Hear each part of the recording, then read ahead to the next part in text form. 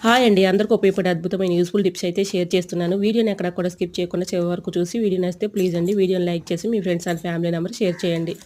పుస్తకాలైతే పిల్లలు కొన్ని అవసరాన్ని తీసుకొని వాడుకొని పక్కన పెట్టుకొని మళ్ళీ అవసరాన్ని తీసుకొని వాడుకుంటూ ఉంటారు కదండీ! అలాంటప్పుడు పుస్తకాల్లో కూడా చిన్న చిన్న పురుగులైతే వచ్చేస్తూ ఉంటాయండి. అలాంటప్పుడు ఇలాగా డేట్ అయిపోయిన టాబ్లెట్‌ని ఒకటి తీసుకొని మెత్తగా పౌడర్‌లాగా చేసుకొని అక్కడక్కడ పేజీల్లో ఇలా పౌడర్ వేసుకున్నట్లయితే పురుగు రాకుండా ఉంటుందండి. బ్యాడ్ స్మెల్ కూడా ఉండదు. ఇంకా సెకండ్ టిప్‌నైతే తెలుసుకుందాం. సెకండ్ టిప్ వచ్చేసి బాదం పప్పు ఇలా డబ్బాలో స్టోర్ చేసుకున్నప్పుడు ఒక్కొక్కసారి పురుగైతే వచ్చేస్తూ ఉంటాయి కదండీ! పాడైపోతూ ఉంటాయి. అలా పురుగు రాకుండా ఉండాలంటే 2, 3 లవంగాలు తీసుకొని ఆ డబ్బాలో స్టోర్ చేసుకుంటే బాదం పప్పు పాడవకుండా ఉంటుంది.